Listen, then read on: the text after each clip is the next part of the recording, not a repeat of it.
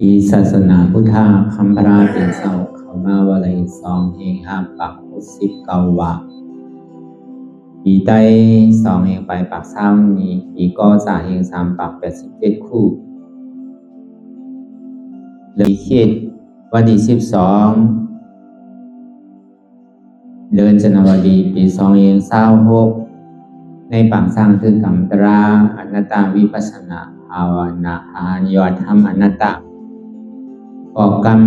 คนหนึ่งที่เฮือนนั้นอนัตตาบอกลงใจดานไม่ออกนักนน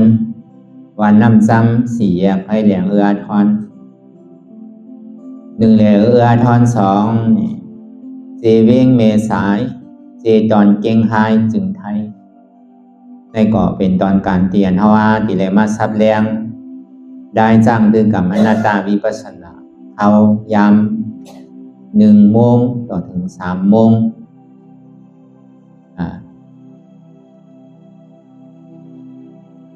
ก็วันนั้นเนี่ยเข้าตั้งเตียนเฮาติเลยสืบยามตั้งเขาสู้นิพพานเปิดพระตูนิพพานอีกอเปสิภูมิของว่าเฮามาจันกันคืนนั่นโปรแกรมไทยเปิดห้องว่าเจริญก็เปิดเฮาลองที่ติ๊กนั่นน่ะโปรแกรมไทยเนี่ยก็เสริมในห้องว่าลองมันจมลองในห้องว่าความไทยห้องว่าเสริมเจริญนั่นเปิดห้องว่ามันโตตอนเหมือนเฮามาตึดมาจันกันคืนพอดีฮอดถึงเดินมนใหม่1 คำพอดีฮอดถึงใหม่15 คำนั่นเป็นก่อนกว่าตั้งหน้าอำปอกขึ้นตั้งหลังนั่นแหละเพราะนั้นอันเฮาทบหญ้าหยาบหนาเดี๋ยวเปิ้นอันนึงถ้าเฮาที่มีโอ้ยก็ธรรมะมีสวยดีมีวาสนาปาอุปาใสเหมือนกันถึงที่ได้มาโฮมกันไล่ถึงที่ได้มาลงเฮอล้ำเลียวกันไล่เป็นสันตากลางใจอันนึงอันเดียวกันเลยบอกว่ามีวาสนาปาโอปาใสเหมือนกันเนี่ยของที่ได้มาทบยางกันเนี่ยเพราะฉะนั้นในมังกราที่พระเป็นเจ้าห้อไว้ในมังกรา38นั่นอาเสวันนาจ้าอย่าเฮ็ดก่อกลเมิกปันลิตานันจ้าเลือกเฮ็ดก่อกลดีว่ะปูจาจ้าปูจานิยานังเอตมังกรมุตตามังตัวถูกปูจอปูจาอันกึ่งปูจอเนี่ยเพราะฉะนั้นอันเฮาอ่อนกันมาเฮ็ดมื้อเดียวไหน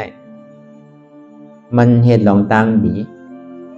แต่ว่าบ่เป็นอาหารนี่ก็มันเป็นอาหารตั้งใสก็เบออาหารตั้งซบและตั้งตัวเนี่ยเฮาเลี้ยงมันกูวันเฮาอยู่หออยู่เฮิรนก็วันนึงเป็น3 ปอก 4 ปอกเฮาเลี้ยงด้วยกาหาราตั้งใสในห้องบ่สวยเลี้ยงปีกว่าปีป่นกว่าหลายๆใช่ไหมเพราะวันนั้นไหนแหละอันเฮามาอ่อนกันเฮ็ดอยู่เมื่อเดียวในมันเหมือนอาหารราป้ายใสเขาหลงหมอไว้ว่างใสพอหมอไว้ว่างใสเอาในภาวะจาตั้งนานนั้นเขาก็จิ้มตกแต้มเฮาดีเป็นก่อนคืนจันอยู่ติ๊กเพราะวันนั้นตาดีมาทมยาผู้หลีก้นเมียดแต่ดีเลยมาทมยาธรรมะมิตรสวยความไทยห้องว่ากัลยาณมิตรกัลยาณธรรมนะมีวาสนาเหมือนกันเจือกสงเหมือนกันมีวาสนานางตาราเหมือนกันในอันนั้นเป็นอันพบในหยาบนาพอจนกว่าแอวกันเละจนกะแอววันในเมืองนาจนกันกินกันเละก็ได้ก็อันนั้นมันยังจังพิษจังเปิงบ่เขาเลี้ยงมือเลี้ยงเก่าใช่ไหมยังจังหมอพิษหมอเปิงกันบ่ด้วยการมาเฮ็ดอ่อนเฮ็ดการตลาดนี่มันใจวังคับกันมันบ่ได้ตอบกลุ่มเกจูเหนือกันเพราะว่านั้นในตาเท่าดีไรมาไรหยาบนั้นตาดีไรทบไรหยาบนั้นในก็ทบยาวไว้ก็อีนี่เป็นอันหยาบนำปัด1นำเก่าบ่ก็ในเฮาทบยาวไว้ก็ดียาวนี่ครับเฮาซ้ำดีไรมียาตราเสียจาบบางปองตรานี่ก็พอถอมเอาเฮ็ดให้เฮามีกิเลสเฮ็ดให้เฮามีใจรอพาต่อ3ม5มานั่นห้องว่าเป็นตราว่ะมันเป็นอัตรา8ว่ะเป็นอาธรรมมาว่ะห้องว่าเป็นธรรมมาว่ะ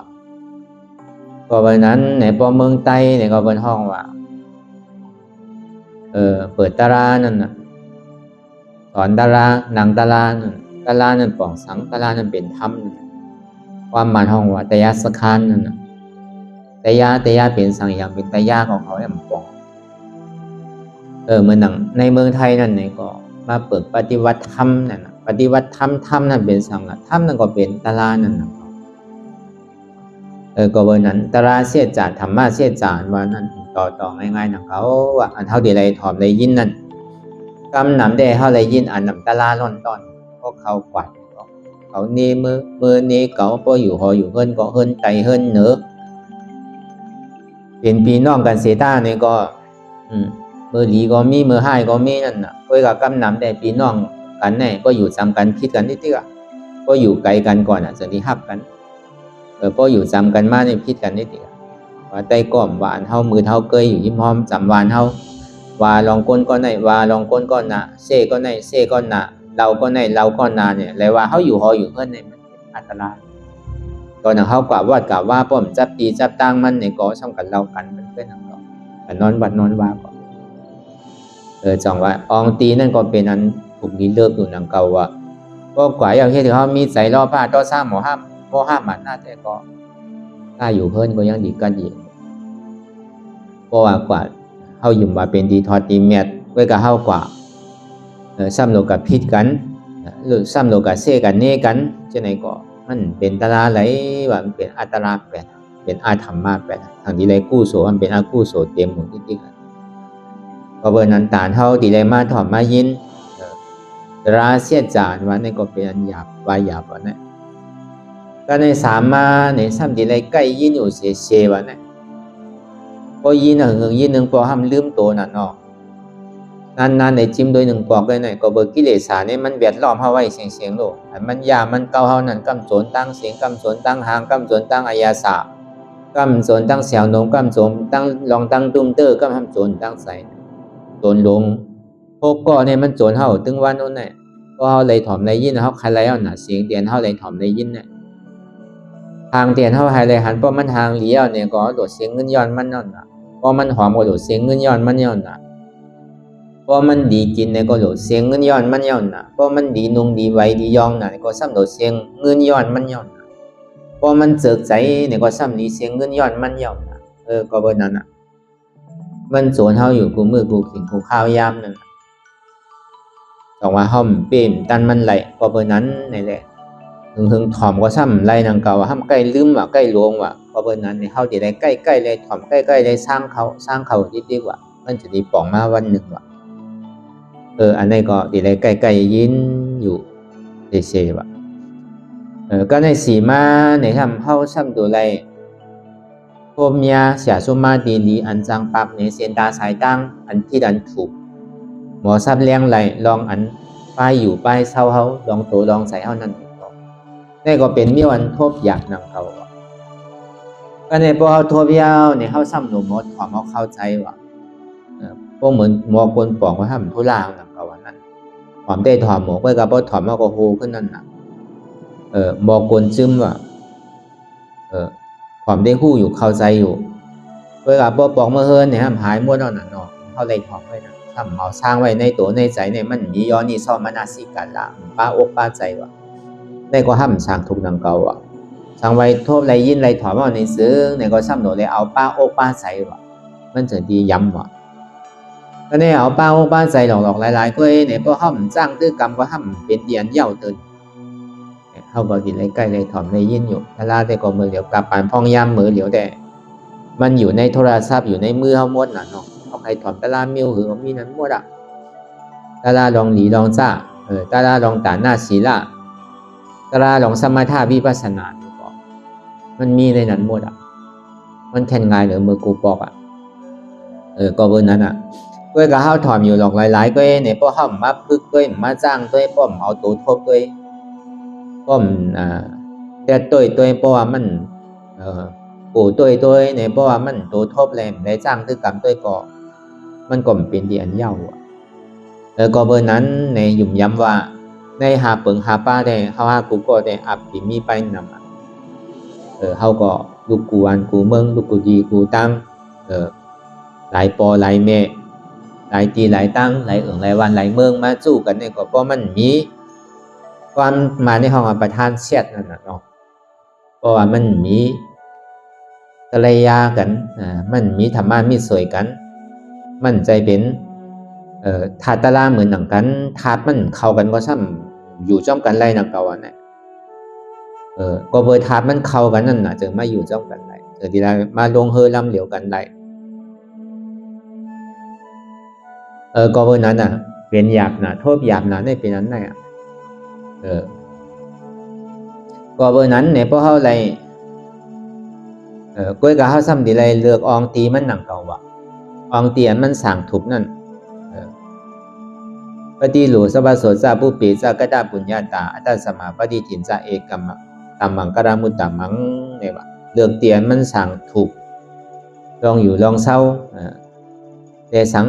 ลองดือลองเศร้าเลสังลองจ้างลองตื้อลองกำนั่นเลสังในก็ปกติไรแลเป็นเตียนเฮตลาออกพ้นมนรอดให้เธอใจเฮากันเย็นไรในสึนั่นจะดีว่าเป็นเตียนมังกลาว่ะบางปอกในมังกลาในโกนเฮาติมบ่ฮู้บ่เอาเจ้าสังขายาหารเขามา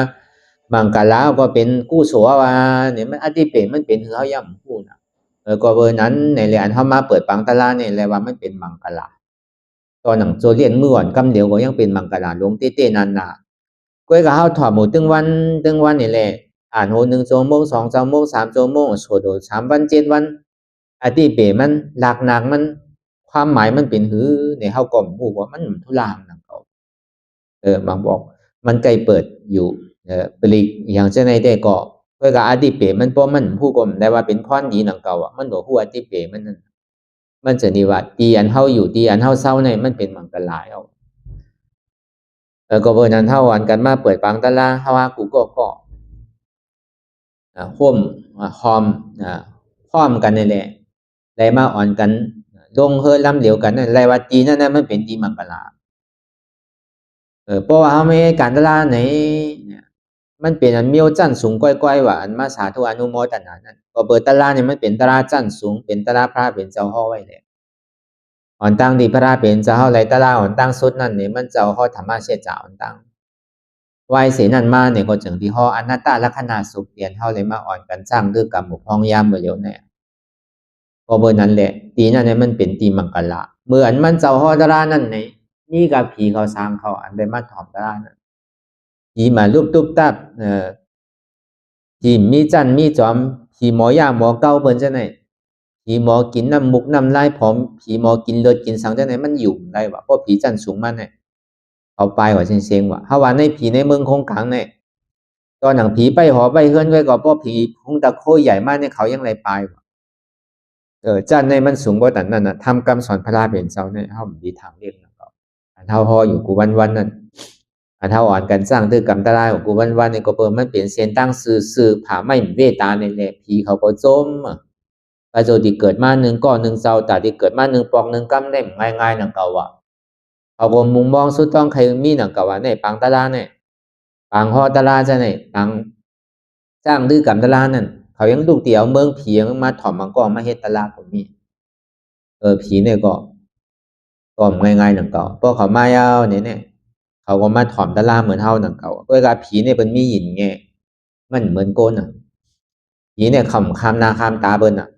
พอเขามาเนี่ยเขาก็อยู่ตั้งหลังเบิ่น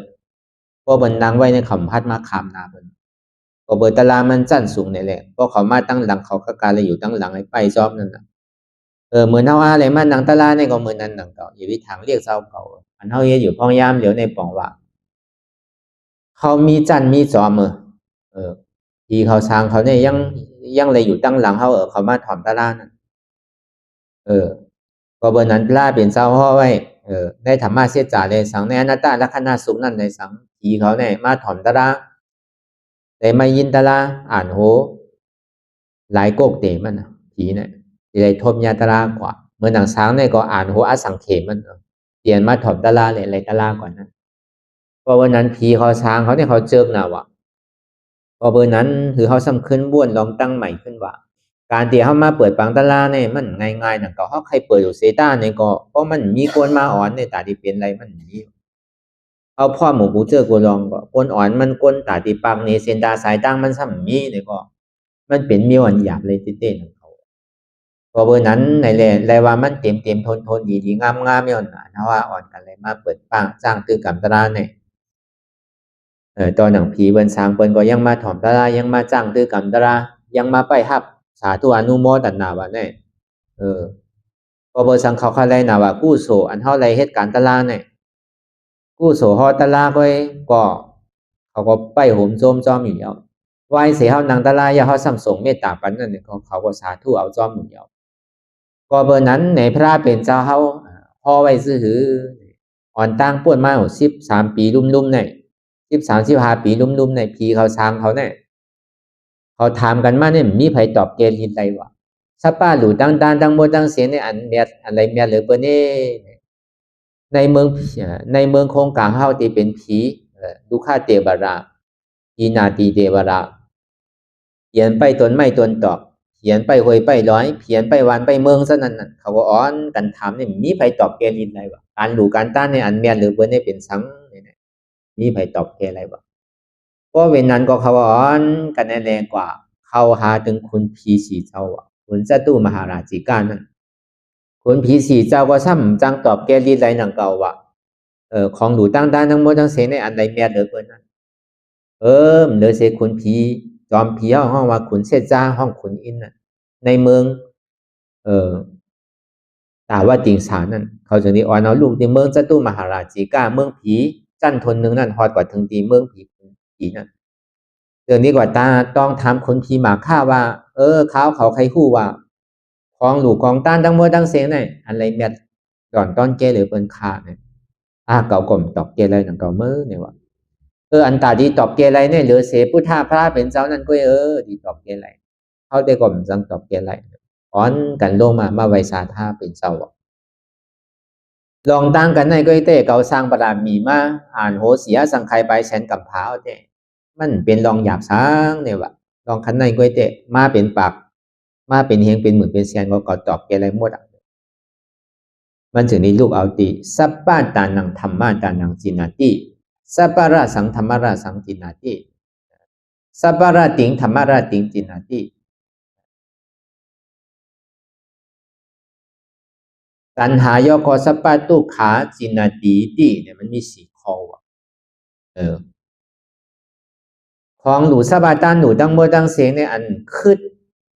เท่าใครหลูสังก็เย้าของหลูของตานในชัจวลาตั้งเมื่อตั้งเสียงในอันห้อว่าการหลูการต้านนั่นวันนั้นใครต้านสังก็เย้าว่ะอันติเมียเดอเซตราเนี่ยมีว่ะก็เบอร์นั้นเฮาอ่อนกันไม่การตลาดเนี่ยซ้ำที่ว่าซื่อเนี่ยเฮาได้ดูตลาดรูมบอกว่าเฮาเมียที่ผมใจหนังเก่าอันเฮามาอ่อนกันจ้างคือกับตลาดอยู่พ้องยามเมื่อเดียวในก็ตอนนั้นเฮาไว้พระราตราสังขาเย้าหรือเสียนั่นก้าเนี่ยก็ปานตากะเฮาบอกนั้นต้านเฮาเนี่ยก็อ่อนกันดูคันเท้านั่นเนาะคันถาหาเปิงนั่นดูต้านปันพระเป็นเจ้าค่าที่โกคันถาหาเปิงในดูต้านปันธรรมาตราพระเป็นเจ้าค่าคันถาหาเปิงเขาในยกหลูต้านปานายาสังขาเขาเจ้าค่าอันนั้นบอกว่าของหลูของต้านมันซ้ำเอาลองตั้งโยหลูหนังเก่ามันจะเอาเงินเอาคำดูเอาโตยุบหนำคันตาเน่าหักหนาเลยเปิ้นเนี่ยเขายังหัดดูได้ตีตามดีพระราตราสังขารเนี่ยเขายังหัดดูได้ธรรมะพอสังกัมสอนพระเป็นเจ้าเนี่ยเมียดเลยในกรมผู้ว่าเมียนแต่เอาวะก็เบอร์นั้นในกวนนั้นมาปางเนเซนตาสายตั้งมันก็หยุ่มยำว่ามันเมียดนี่แหละหลังอันตัวเจ้าเก่าเลยกู้เลยหันเลยตัวทบไว้เลยสังก็เอามาปากนี่ก็ปืนมันเมียดเลยเสียนเลยฮอตลาปันเลยสังอันเท่าเลยดูคันธาหาเปิมปันพระตราสังขารนั่นเลยสังเนี่ยก็มันเป็นเมียดเต้ก็เปิมมีอันแตกเนื่องเลยเปิ้นดูเงินอ่านเอา10 ล้านปากล้านเฮงล้านก็มันเมียดเลยเสียนเฮาเอาธรรมะตลาเนี่ยบอกนี่ใครกันวะเลยเสนั่นบอกยาวในซ้ำเฮาซ้ำดีถี่ดีเนียวเลยเฮาซ้ำฮัดหลูบ่ซ้ำไรหนังเก่าว่าในสิดีบอกปันเนานั้นเนาะมันเป็นเมียวอันโดเลยจกในถงก็ทำใจหนังเก่าเนี่ยมันบ่มีตื่นลางมันไว้ตั้งแต่มาเตปฏิสันติออกมาแล้วนะอันลางเอาบ่มีเอานะเมียวอาการหลูการต้านเนี่ยเพราะเฮามีเงินเนี่ยได้เฮาจังหลูโยเนี่ยใจหนังเก่าเปิ้นฮอดตลาดก็เฮาหลูเงินเนี่ยใจหนังเก่า เขามีเงินนี่ว่าที่เป้เนี่ยก็เขามีตัวยุบหนามขันธาเขานั้นโยกหลูปันพระราตราสังขายวันเลยเป็นสีปอกได้ก็มันสีจังให้ถือเอาหลังเนาะ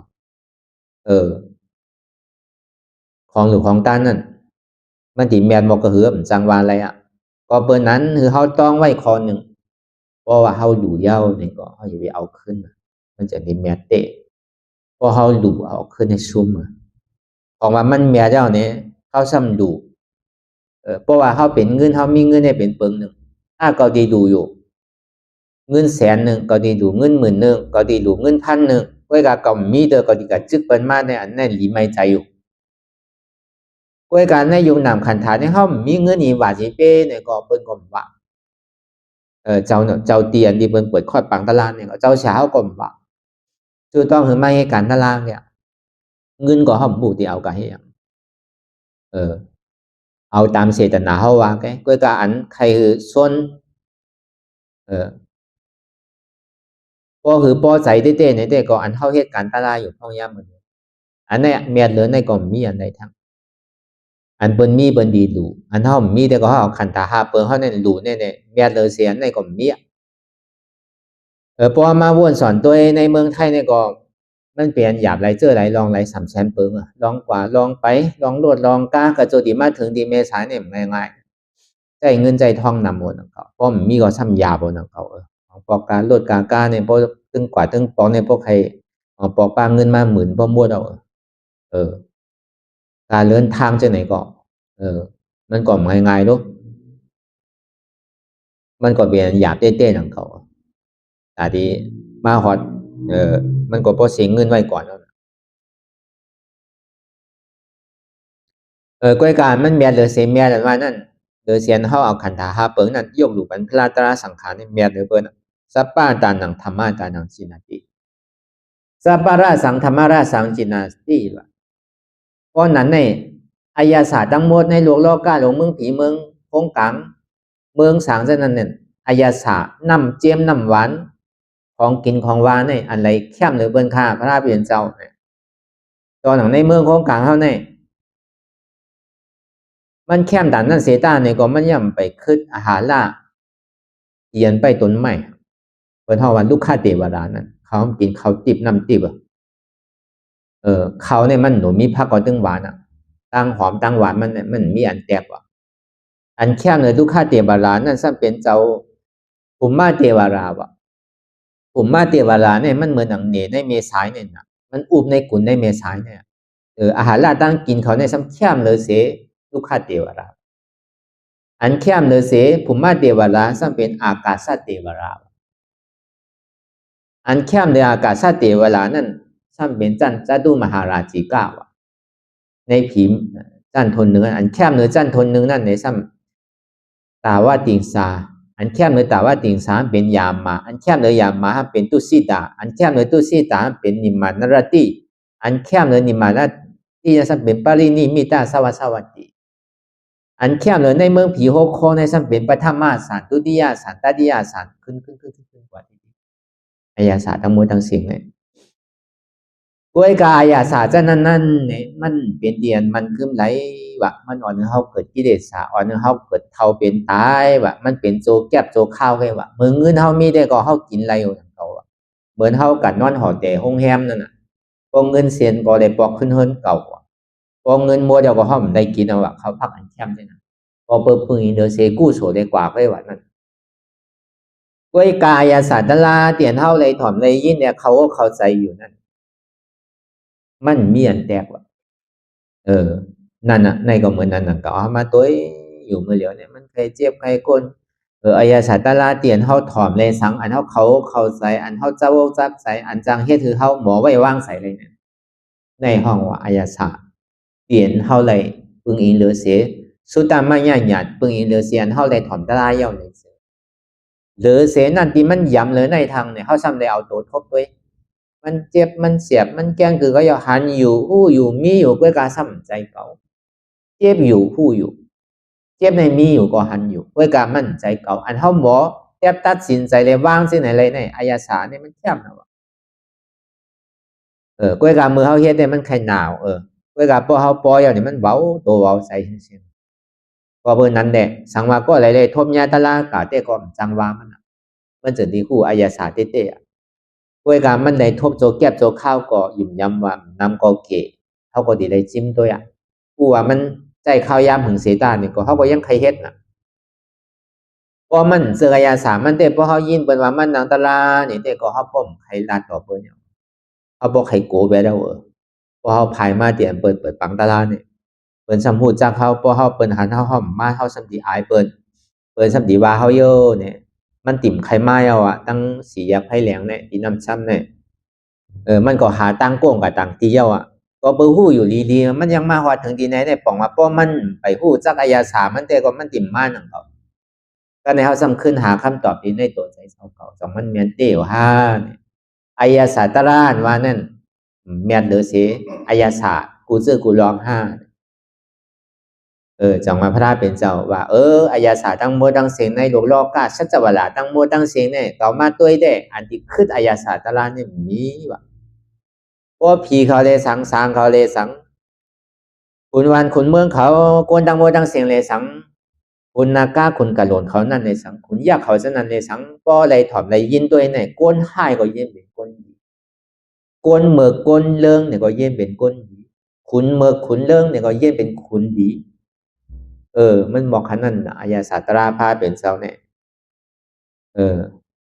มันกัดเย็นบ่ดังนั้นจังว่าพระเป็นเจ้าว่าแต่ที่ขึ้นเดินเสียอายาศาสตร์ธรรมตราเนี่ยมียาวในโลกโลกาลงเนี่ยฮะสัพพะระสังธรรมระสังจินนาติสัพพะระติงธรรมระติงจินนาติอันเปี่ยวซ้อมลูกซ้อมล่างเปี่ยวซ้อมหวานซ้อมเมืองเปี่ยวซ้อมปีซ้อมนอกนั่นที่เขาซ้ำว่าเฮาว่าเต้เปี่ยวซ้อมลูกซ้อมล่างในเปี่ยวว่าเปี่ยวซ้อมหอซ้อมเพิ่มเปี่ยวซ้อมบานซ้อมเมืองในก็ดีเปี่ยวเนี่ยถ้าเป็นเจ้าซ้ำว่าเฮาว่าผีเขาได้ก็ดีเขาก็อ้างว่าดีเปี่ยวเนาะเว้ยกันในเมืองคงกลางได้เป็นลูกร่อนๆมีลูกเหลือกำก็ตุกค่ามีลูกถอมกำก็ซ้ำตุกค่าหนังเก่า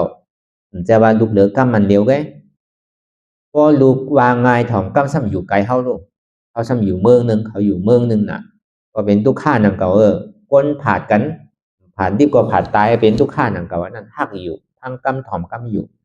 ด้วยการเบิ่นซ้ำอยู่จอมเฮาน่ะก็อยู่ไกลๆเนาะก็ตุกค่าอยู่คือเขามาอยู่จำเฮาด้วยการเขามาน่ะเนาะเมียวก้นดีเนี่ยไผก็ใครไรเนาะเหมือนนั้นหนังเก่ากวนนั้นว่าหยาบหรือกำกวนนั้นป้อเปโตว่าหยาบซ้อนหยาบซ้ำอยู่ซ้ำหมดเสียก็เป็นตุกข่านั่นเฮาว่าเปี่ยวซ้ำในโลกโลกาหลงเนี่ยมันเป็นอันตุกข่าร้อนๆเดี๋ยวก็โจเก็บโจเข้าเลยเวลาอันแค่ในโลกโลกาหลงในเมืองผีมันโดยได้ลุ่มล่ำโดยได้ปันกินนมเนาะเป็นลูกอ่อนนั่นโดยได้สอนเนาะโดยการสอนปิญญาตั้งหูตั้งหมอโดกะเฮ็ดไปมังมีหลีเปียนโดปลูกซ้อมโดเฮ็ดไทยเฮ็ดสวนเฮ็ดนามีเมื่อปีเนี่ยมันกินเลยกู้โสเพราะกะเกิดย่ามันใจเกิดในต้องเพราะมันเกิดอองตีขอตีเศร้านั่นตีปราสาทนั่นมันก็ใหญ่กำเดียวมันโดเป็นตัวอ่อนในอุ้มกันมากใจรู้ในเมืองผีทางเดชะตุมหาราชิกาขึ้นก่อนนั่นก็เขาก็ยุ่มว่าเขาเปียวนั่นก็เปียวจอมลูกจอมล่างเขาก็ว่าเขาเปียวจอมลูกจอมล่างในแค่เนี่ยคนผีเขาเช่นนั้นเขียนอยู่ในเมืองผีเช่นนั้นเขาก็อุปกันเช่นนั้นถ้าเป็นเจ้าว่าอำไปใจว่าเดี๋ยวเมียวนั่นเนี่ยมันอ่อนเขาตุกข้านังเก่าก็ลูกเขาว่าหยาบเลยกัมมาเนี่ยก็ตุกข้าวนังเนาะกัมในอาสายุลูกเขาซ้ำปอดกว่าตายกว่าตั้งเขาเนี่ยก็ซ้ำตุกข้านังเก่าผีเขาก็ผีเนี่ยพวกอาซักพวกเขาดีตายในหนึ่งขาดาล่าตั้งกินว่าสองกู้โสเซงว่าสามอาซักมดว่าก็เป็นนั้นก็เขาตายก็ตายก็มาเตะปฏิสันติที่มาเป็นโกนยังเกก่อนว่ากำนำได้กว่าอาเปสีภูมิเชียงว่าเฮาว่าเปี่ยวในเมืองผีก็ไปไว้ว่างใส่เด้อเปี่ยวในเมืองสางทำเปี่ยวในเมืองผีทั้งซื่อเนี่ยมันโดเฮ็ดตั้งกาตั้งขายมันโดได้กินก็ถึงมื้อต้องไม่ใส่เลือดมาเนี่ยก็เขานั่งสมาธิก็ไรสมาธิมากก็อิ่มโดได้ไปกะหากินน้ำกินข้าวยังกินสมาธิตั้งเปี่ยวเขาก็ซ้ำแค้มเลยสิเมืองผีมีผู้หญิงผู้ชายเนาะก็ในพระราชเป็นสะเขาอันเปี่ยวเลยตั้งโมตั้งเสียนั้นมันเป็นโลกาเลยมันโจเก็บโจข้าวเลยว่ามันเป็นถาวารามันกึ้มแบบอันเปี่ยวจอมนำจอมทำเปี่ยวจอมคอสั่งกำสอนเปี่ยวจอมทำตราในเมียดเหลือเปิ้น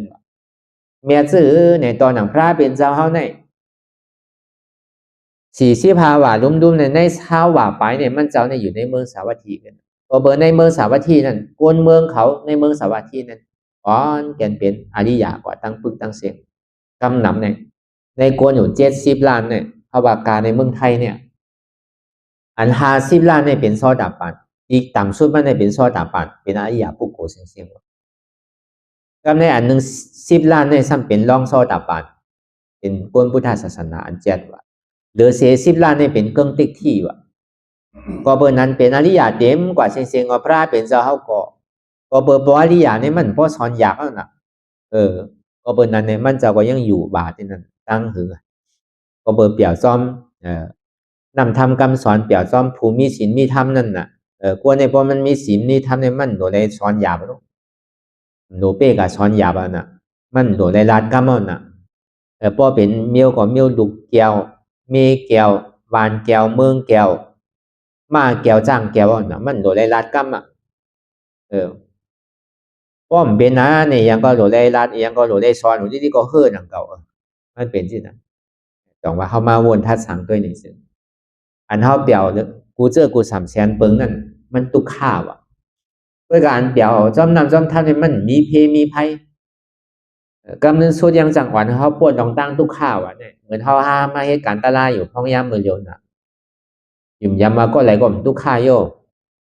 ก็เปิดเปี่ยวอะไรมาน่ะเนาะมั่นใจว่าถูกบังคับว่าดูเขาเรียกบังคับเขามากกล่อมใจพอเมเขาเรียกบังคับเขามากกล่อมใจเขาพอใจเขาพร้อมด่าดีมากก็เบอร์นั้นเขาว่าเอาตัวแตงอีกหนึ่งก่อนเนาะป้อมตัวแตกดีเต้มันก็แตกไรนังเก่าเพราะมันทบญาในก็มันจังแตกไรเพื่อการป้อมแตกในก็ซ้ำมีอันแตกก็เบอร์คือเขามาตืดสามตัวในตัวเขาหูน่ะเฮาฮู้ว่าเฮาติได้มาถ่อมตะลาเฮาติได้มาจ้างตื้อกำตะลาเฮาเปี่ยวเฮามุงมองตาที่ถึงมือวันอันเปิ้นเปิดอันนี้ก็ป่องมาเปี่ยวซ่อมตะลานั่นน่ะอย่างที่ห้องว่าสัพพะราติงธรรมราติงสินาติตัณหาขาโยสัพพะทุกขาสินาติติกำในเตียนทุกขาสุดสิ่งเกียงหายกว่าเตียนเป็นสุขาอมตะทันนันูมันมีที่ไหนมีเมืองผีมีเมืองโกนห้ามีเมืองสางคาห้าเนี่ยมันมีที่ไหนค่ะที่ไรเฮ็ดซื่อไรทุกขามันพอสุดที่ไรเฮ็ดซื่อไรสุขานั่นพอเกิดขาแต่ที่เฮ็ดเถอทุกขาสุดนั่นในก่อที่ไรหู้จักเหตุทางเอาจ้องทุกขาเอาว่าตัณหาขาโยสัพพะทุกขาจินาติติเพราะว่าตัณหากิเลสตัณหานั้นตกพุทธขาดไปยาวในก่อทุกขาทั้งหมดทั้งสิ้นเนี่ยมันถึงหายกว่า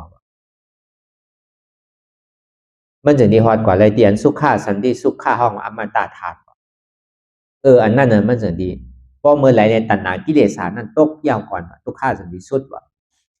ซ้ำนี้ไรเฮ็ดซื่อคือราคาเนี่ยเหมือนเฮาหามาเฮ็ดอยู่พอยามมื้อเดียวเนี่ยอันเนี้ยในตัณหาในทุกขาตรงเนี้ยสองตัวเนี่ยมันตึกหิมกันอยู่อันทุกขาเนี่ยก็เพราะมันหนังยาวมันเจ็บมันกวนมันขึ้นมันเมื่อยมันแกนมาเจ็บแกนโต้งตอดเนสารสั่นไว้คมไตเพราะเฮาพูดลอกลายมันในซึ่งเฮาก็ยิ้มย้ำว่าเป็นฮูเก่าเมื่อฮูรู้ได้ก็มันติโซนเฮาอ่อนตั้งเป็นขามือนั่นเป็นแอวมือนั่นเป็นโกนมือนั่นเป็นต้องมือนั่นเป็นโตมือนั่นเป็นโหมือนั่นเป็นไซมือนั่นเป็นเจี๊ยบมือนั่นพวกห้อมแทบตัดในซึ้งมันซ้ำสิเรียกว่าล่ะมันซ้ำขึ้นหันพี่แล้วกันเนี่ยใจเต้เป็นขาเก่ารุ่นไหนใจเต้เป็นแนวเก่ารุ่นไหนใจเต้เป็นต้องเก่ารุ่นไหนเป็นโตเก่ารุ่นไหนเป็นโหเก่ารุ่นไหนเป็นเอ็นเป็นดุ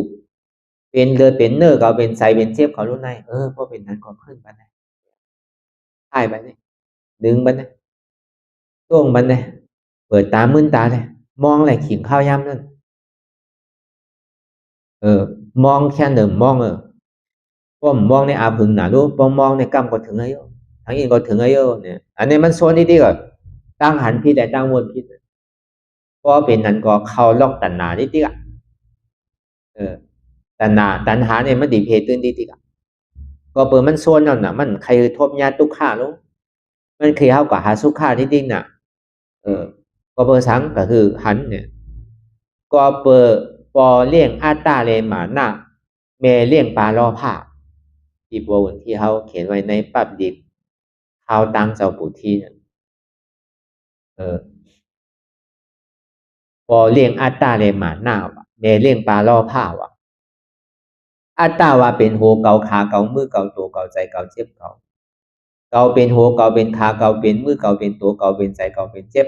หมาหน้าสมามีโหเกามีขาเกามีมือเกามีตัวเกามีใจเกามีเจ็บเกาเกามีโหเกามีขาเกามีมือเกามีตัวเกามีใจเกามีเจ็บล่อผ้าซ้ำใครไรอันเป็นเกาเกาเป็นใครไรอันมีเกาเกามีสามตัวในเหตุการณ์ก็เบอร์มันหยุ่มพิษนั่นพอมือหนึ่งปันนี่เนี่ยดีซักษาพอมันไข่ปันนี่เนี่ยดีซักษาพอลูกปันนี่ดีซักษาโดยการไข่สื่อก็ไล่หนึ่งสื่อก็ไล่ก็ทำเจ้าของเราเอาพอใครตัดหนากิเลสสามมดสุดเสียงเก่งกว่านั่นอย่าไปใครมุงมองเหือเจี๊ยบหายอย่าไปคุยมุงมองเหือทุกข้าหายเข้าหลัวเอาตันหนาตัวนั้นห้องอัตตาเต็กที่เป็นโหเงาปึ้งอัตตาว่าเป็นโหเกาขาเกามือเกาตัวเกาใจเกาเจี๊ยบเกา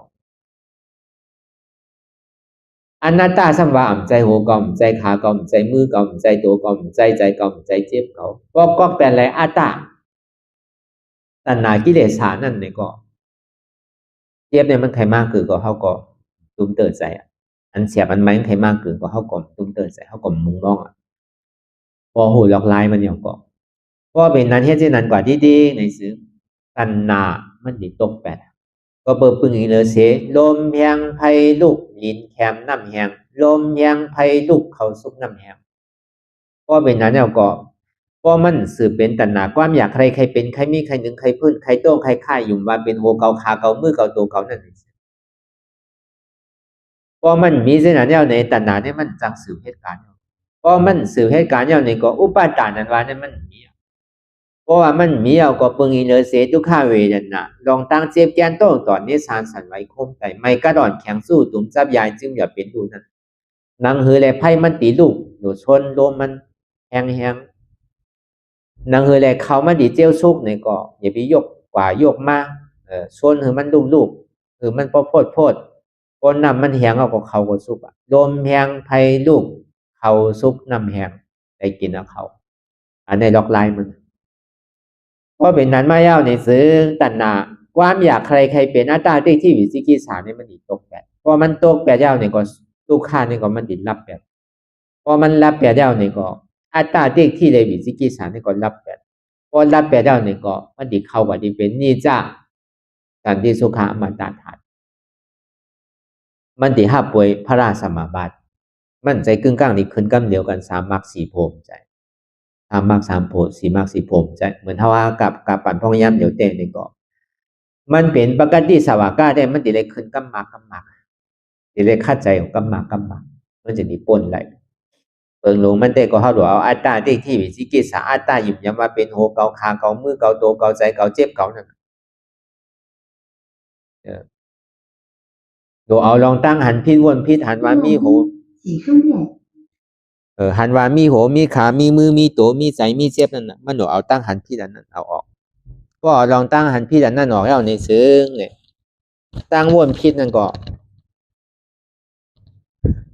อันมันสอดโซนหือเฮาหนึ่งหือเฮาโต้งหือเฮาไข่หือเฮาลายหือเฮาเปิดตามื่นตาหือเฮามองขิงมองข้าวมองยามซะนั่นก็เฮาก็สำคัญโดดสารคัดมันลองตั้งสมาสังกัปปะอำพื้นอำหนึ่งอำโต้งอำไข่อำยายอำเปิดตามื่นตาอำมองขิงมองข้าวมองยามเป็นหือก็เย้าหยาก็ในพอเฮ็ดจังไหนที่เย้าในซึ้งตัณหาขาโยสัพพทุกขาจินาติติตัณหากิเลสาเนี่ยมันติตกพอมันตกก็ทุกข้าอันเจ็บก้นขึ้นเมยแก้เนี่ยมันติหายพออันเจ็บก้นขึ้นเมยแก้นหายเอาเนี่ยก็จินาติที่มันจะนิฮอดกว่าถึงตีอันสุขาก็เจียนห้องวันนี้ปัดเหมือนนั่นก่อนเพราะตัณหาตกแล้วก็เว้ยกะล็อกไล่แต่ที่เฮ็ดคือตัณหาตกนั่นนี่ก็อันนี้เฮาซับแรงนี่ก็เปิดพระเป็นเจ้าได้ก็มัน ราะว่าผีเขาสร้างเขาได้เขามีก้นมีคืนโน่นเนาะมีก้นมีเสียบมีคืนโน่ถ้าเป็นจะว่าเพราะเมื่อไรเลยตันนะตกแปดเย้าอัตตาที่วิสิกิสาตกแปดเย้าในซึ้งลูกค้าเนี่ยมันจะดีสุดไรเนี่ยตาดีตกไรเนี่ยมันโดดเลยขึ้นเพราะคือมันมดไรเสียงตันนากิเลสานั่นมันดีคามดีเลยคามป้วนอยู่อ้อข้าลงสีเมในกามโมฆะผ้าวอฆะวิโมฆะอวิสามโมฆะในกิเลสาเฮงหาปากนั่นดีเลยก้อยไปเสียงโดยเลยเป็นอาราธาโผก่อนลูกค้าจะดีสุดไรเมื่อกลายเป็นซอดาปานั่นในก็มันตีในภาวะจาปานในเนี่ยมันตีล่ำกว่าอัตตาที่วิจิกิสานั่นในกิเลสาอันซีตัวเนี่ยมันก้อยแบบ2ตัวเมื่อการในตุกติปุ่งในอาเปสีผมมีได้มันติมาเอาขึ้นปฏิสันติอากูโสเฮาอากรรมลามันว่าเนี่ยมันติเตียงซิม8ปีกประตูอาเปสีผมเมเนี่ยเมื่อการมันซ้ำดีกว่าฮับคำกว่าจำลองตั้งสุขะในเมืองผีหกโคงในเมืองสางทางตอนนั้นผีเขาก็ยังชอกหาว่าเมื่อเดี๋ยวเขาดิป้นลองตั้งทุกข้าเขาก็ซ้ำมีทุกข้าหนังเก่ารูปผีเนี่ยดีว่ามีก็ห้ามใจเดี๋ยวป้นตีก็ซ้ำทุกข้าหนังเก่าเมียวสังก็อย่าพวกกินอยู่มืออยู่ที่ก็อิ่มเหมือนเขากินข้าวกินผักเขามักหนาเสตาเนี่ยก็คือเขากินกูวันก็อิ่มหนังเก่าอิ่มเต็มบ้านเดี๋ยวเสียน้ำก็นอนก็การอะไรกินนั้นน้ำเต็มสังอิ่มเนาะก็การพักจะในมันหมออิ่มนู้เหมือนนั้นหนังเก่าผีก็ทุกข้าหนังเก่าก็เบอร์เขาก็ซ้ำโกตายหนังเก่าโกกู้โสเสียงหนังเก่าโกเลยผ่ายันก็หักโกเลยผ่ายันลูกล่างหนังเก่าโกเลยผ่ายันก็มีสวยกันหนังเก่านั่นเขาก็ทุกข้าวเฮาว่าดีเกศส่วนมันเนี่ยเพราะพี่ก็เป็นสีภูมิแล้วแต่พอถึงเมืองผีมันสิได้จามป่วยกามขาวเลยกามใสกันน่ะก็เป็นเฮอเสก็ยาวหยามันก็ยังทุกข์อยู่มันเป็นที่อันสุดไรผีเขาสร้างเขาก็ยังบางปอกก็ยังหมอตึกหมอต้อกันอยู่นะก็ถึงกินข้าวยามมันก็เขายังมีซึกอยู่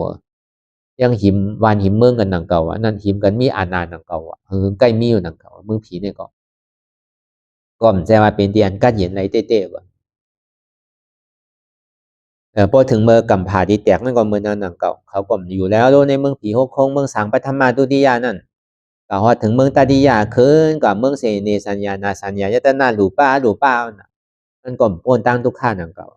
ก็เพิ่นนั้นเป็นเตียนไว้ว่างใส่เลยเต้ๆเป็นปีเป็นช้างก็ในพอฮอดถึงกว่าทางจันแล้วเนี่ยสัตกามีมาสัตกามีผัวก็ข้ามป้นในภาวะข่าย่ำคือทาง2หม้อค่าหนังเก่ายังตึกผงขาไม่ยังตุกข้าหนังเก่าดีเลยคาดใจเฮ็ดอนาการมีมากดีเลยคาดใจคามป่นมีหม้อข้าวเพราะคามป่นมีหม้อข้าวคือทั้งหม้อข้าทั้งอันหนึ่งอวิสาหม้อข้าวเพราะว่าคามป่นอวิสาหม้อข้าในหม้อข้าลง4 เมตรเนี่ยเพราะคามป่นกว่าเย้าในซื้ออันนี้เป็นอาราธาโผเพราะอาราธาโผนี่เย้ากันมันมีตุกข้ามานั่นจบเย้ากันเดียวตึงมีอยู่นามคันธะตึงมีวิบากอยู่ตาดีแวกกว่าแวกมาตัวคันธะลงทุกข้าเนี่ยก็มีอยู่ด้วยการในใจตึกเต็มมีเอานะทุกข้าเนี่ยห้องว่าซาอุปาติเสสานิปันกิเลสานิโรธากิเลสนั่นเฮงหาปักนั่นก่อย8โมยาวก็เป็นนิปันก็เป็นซาอุปาติเสสานิปันก็อยู่หลอกๆหลายๆก็เป็นพระราชสมาบัติพอตายก็เยาบนห้องว่าอนุปฏิเสสานิปันฮอดถึงตีนิปันตี1ตีเหลียวเตียนพระเป็นเจ้าเขาอยู่เตียนพระเจกาพุทธาเขาอยู่เตียนมหาสวากาอัคราสวากาปกติสวากาที่เป็นยาหันตาอยู่เตรียมกว่าเสียงนั้นที่เลยฮอดกว่าที่เมืองนั้นก็เป็นนั้นพอฮอดถึงเมืองนั้นแล้วนี่ก็นี่จ้ามันกึมว่าสันติสุขามีทุกข้าว่าอมตะธาตุว่าเกิดเท่าเป็นตายว่า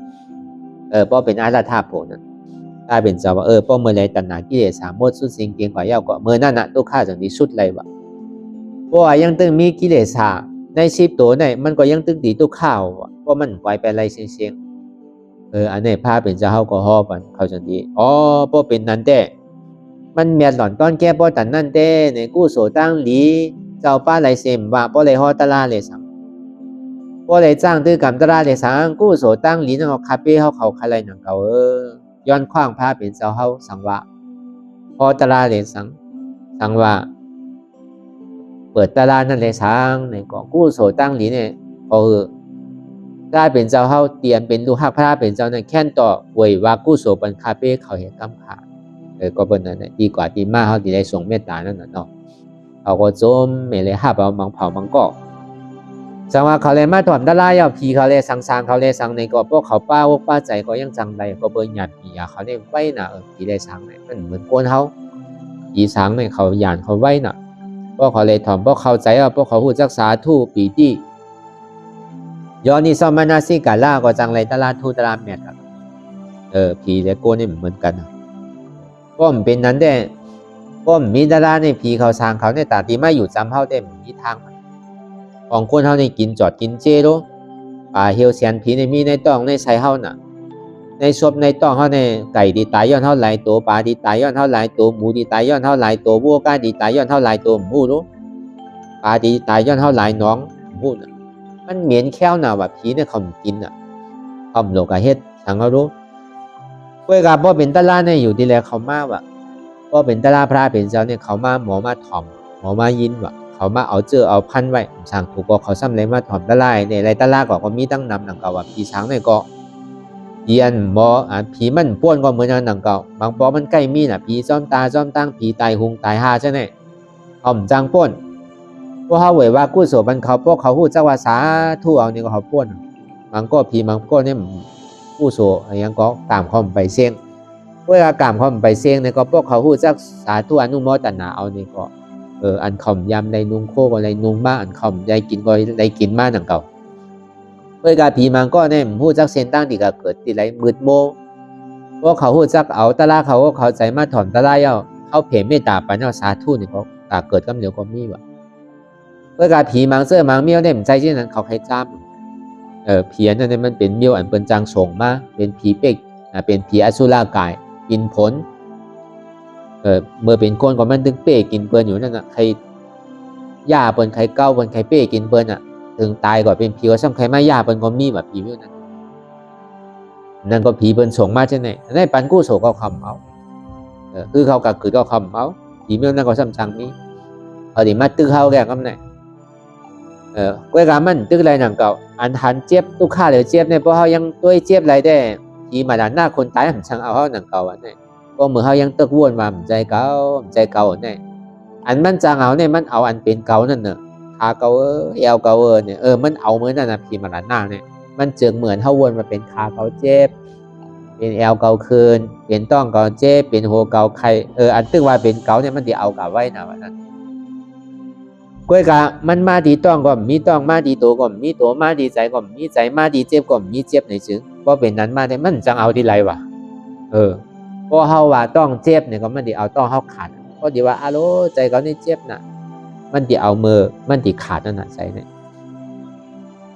มันกะจอยแถมแห้งเหมือนตายไว้แล้วก็มาไปเอาอยู่มันเอาเหมือนนั่นน่ะกวยกะพอเฮาวนวางไรว่ามันใจเขานี่มันจังเอาที่ไรพี่มาด้านหน้าเนี่ยก็คาเลยไปไว้บางบอกอาสาโกนเท่านี้มันดีมีขิงเนาะหมอกขนาด12ไป10มินิท่า1 วงไปคือมันเป็นข้าวยามเฮาตีตายความว่าไปเมื่อการมือเฮายังตึงเหตุการณ์ล่าๆแน่ๆก็การอะไรไปมันจังเอาเตอะพอป่วนข้าวยามมันกว่าเนี่ยก็ทำจังเอาในปอกเมื่อขึ้นหนังเก่าอาสาโกนนี่ก็เห็นสินั่นหนังเก่ามันก็มีหลาย3หลายแสนหลายเปิงอันที่เฮาหู้พันเนาะเห็นที่นั้นเต้ว่านั่นที่มันนั้นหน้าคนตายก็ย่ำจังเอาอะไรวะเนี่ยเพราะเขาป่องแสงแดงแสงหน้าต่างเปิดเขายังตึกถูกตะลายอยู่เนี่ยนำกัดมันตันนั่นสังว่าตายในจึงเพราะตายในรองนั้นหน้าตาในจึงคืนตั้งเหนือก็เดียวว่ะมันจังกว่าตั้งไรมาหรือสิคืนตั้งเหนือแบบเมียวก็เมียวคือก็กระเฮ็ดก็เมียวนั่นก็เปิดสังในพีอาริยาเขาในเมืองผีในเต็มกว่าเช่นในจตุมหาราชิกาตาว่าติงสายามาตุสีตาจะในเต็มกว่าเป็นพีอาริยาคนเมืองสาวัตถีเขาเนี่ยคืนกับอยู่เมืองผีนั่นนำเมืองตาว่าติงสาเนี่ยมีนำหนัก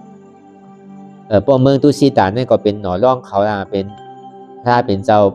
สุดต้องดีเป็นพระเป็นเจ้าพระเจ้าก้าพุทธาเขา5ผู้ที่สัจจนั้นเหมือนหนังเจ้าอริยเมตไตรนั่นก็อยู่ในเมืองตุสีตาไว้อยู่เหมือนหนังหน้าถ้าเป็นแล้วชาเต้เขาเลยสังเงินหนังนางวิสาขาเขาเลยเขาก็อยู่ในเมืองผีหมดเมืองโกนสาวัตถีอันมีอยู่45 ล้าน40 ล้านจะนั่นก็อยู่เมืองผีหมดพอมาสอนในเมืองโคงกลางเขาอันป่วนมา2 หิง 5 ปักปีเนี่ยพอกัดสอนในเมืองแต่ว่าติ่งสาใน1 วันเขาในป้อปากปีเอา เฮาว่า2เหง6ปากเนี่ยย่ำไปถึงเดือนเราอยู่ในเมืองผีเนี่ยพอมาสอนเนี่ยย่ำไปถึงเดือนวันหนึ่งก็ปากปีก็โลพอ10วันก็เหงปี20วันก็2เหงปี25วันก็2เหง5ปาก60เก่าน่ะพระเป็นเจ้านี่ปานกว่าเนี่ยพอมาสอนในเมืองโกนเขาเนี่ยย่ำไปถึงเดือนสอนในเมืองผีเขาน่ะตอนนั้นโนตั้งเปี่ยวตั้งมนมันเนี่ยอยู่ในเมืองผีเนี่ยพอเฮาเฮ็ดก็เฮาติดไล่นำเขาพอเฮาตายโดยลองอนัตตาเนี่ยก็สังว่าตายเต้ได้มันถึงดีขึ้นตั้งเนิมมันเฮ็ดก่อก้นเมียวคือก็เป็นก้นเมียวนั่นเฮ็ดก่อก้นดีก็ดีเฮ็ดก่อก้นเมือกก็เมือกนั่นสังว่าอาเสวันนาจะพอเฮ็ดก่อก้นเมือกก็เป็นก้นเมือกปันดีตานันจะพอเฮ็ดก่อก้นดีก็เป็นก้นดีเสวนาปูจาจะปูจานิยานังเอตมังกรมุตตมังอันนี้ก็เข้ามาอ่อนกันจ้างถือกรรมกว่าบอกให้ว่าลองตั้งอันสปาตั้งโบตั้งเสียงพอเปิดอันนี้ก็ยังงานถึงอันเท่าไรมาเปิดเฮิร์นใหม่อันเท่าไรมาเฮ็ดกูวันเนี่ยอย่าไปทางว่ามันเป็นรองเลขเนี่ยมันเป็นรองใหญ่เต้ๆมันเป็นรองอันเฮ็ดไรหยาบเต้ๆอยู่หลายแหละพอเฮาใครช็อตเอาไว้เนี่ยสัตวะตลอดผีน้องเฮาเลยสังผีวันผีคงยันป่นออกป่นร้อนนั่นในช้างเนี่ยอันเฮาเฮ็ดอยู่มื้อเดียวมันถึงช็อตก่อนไล่เร็วมันถึงมาไล่เหลียวป่นไล่เหลียวมันถึงมาอนุโมทนาโนห้องมันถึงมามีโอกาสดีได้มันอายหอมถึงเมืองผีเมืองช้างปุ่นกันหมอกในมันกว่าจอมรวมเลยเสียวความหมอกนั่นมันกว่าเลยจอดตัวชัดเจ้าละเพื่อการเสียวธรรมดาเนี่ยกว่าพอหอดถึงเมืองผีเมืองช้างปุ่นผีเขาก็ยุ่มไรพอเลยถอมไรยินตะลาวเนี่ยปันหลังเขาก็ไม่ถอมจังอยู่ไรถูกตีมาเฮเขาตีมาเฮเพราะว่ามันมีอันมายามาเก้าเขามาเฮกับเนี่ยบางก้อนหนึ่งเนี่ยเขาหัวผีเนี่ยก็เขาเป็นผีที่อยากเขาแค่หัวก็ในมันติไรตะล่าเนี่ยมาเฮไปกับอีโกไตโกเนื้อมายามันเนี่ยก็มันเมียตันนั่นเท่าไม่ให้การตะล่าเนี่ยอยู่ไรแหละอย่าไปโกนั่นเพราะเขาให้การตะล่าเนี่ยอย่าไปโกเจ็บเพราะเขาโกเจ็บโกตายโกตุกข้าวโกตายนั่นอย่าไปโกเฮ็ดกว่าปุ่มหมันของเฮาแกอันรักษาอันไปป้าเนี่ยมันมีอยู่ป้อมไปเถิกตายก็มันไปตายเด้อหนังเก่าเว้ยกับป้อมไปไล่ตะล่าเนี่ยอย่าพี่ตายกูซุ่มไล่ไล่ตายก่อนในซุ่มเต้ๆนั่นน่ะเขาเกิดมาตัวเมียศาสนาพระเป็นเจ้าเป็นคนพุทธศาสนาซ้ำบ่ไปไล่ตะล่ามไปเป็นอริยะในซุ่มบาซุ่มเกิดมาซุ่มจาดเท่าก็เปิดกินเขาอาซากยาวก็เปิดอยู่หึงแกทุลางก็เบอร์นั้นเขาอย่าไปโก้เนี่ยการให้การตลาดเนี่ยมันเจ็บก้นขึ้นเมยแก้นเสียตาเนี่ยก็เขาพึ่งไว้วันหนึ่งเจ้ามามันดีมาจู้เขาหมันก็ห้ามกว่าอะไรไปอะไรมาเนี่ยก็มีอะไรที่พึ่งเขาไรเตะเสนำทำการสอนพระเป็นเจ้าเนี่ยที่เป็นที่พึ่งเพื่อดีเขาไรเตะก็เบอร์นั้นเนี่ยอันนี้ก็เขาวนตัวในตัวในใจ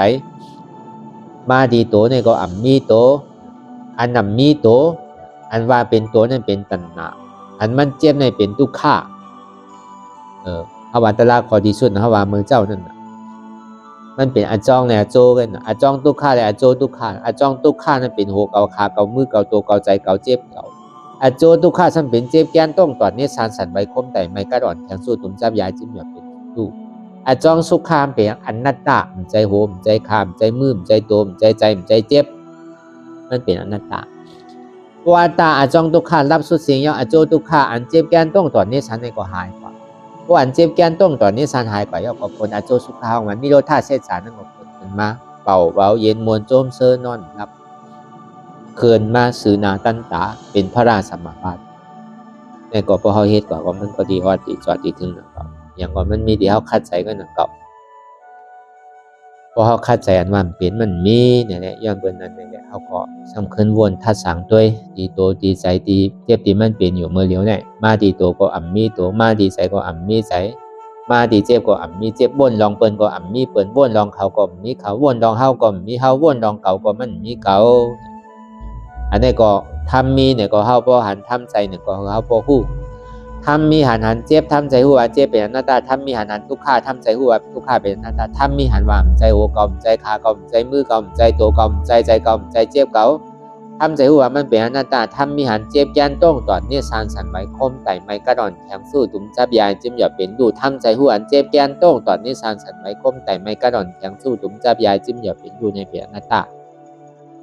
อันนี้ก็เฮาวนยาวๆขายามอย่าไปว่าไผอย่าไปว่าเทิงอันหันในสังวนในสังก็เพียงเพียงกันกว่าวนต่อถึงเจ็บนั้นบ่สุดวนต่อถึงทุกขานั้นบ่สุดตัดต่อถึงอัตตานั้นบ่ตกพุทธาดกว่า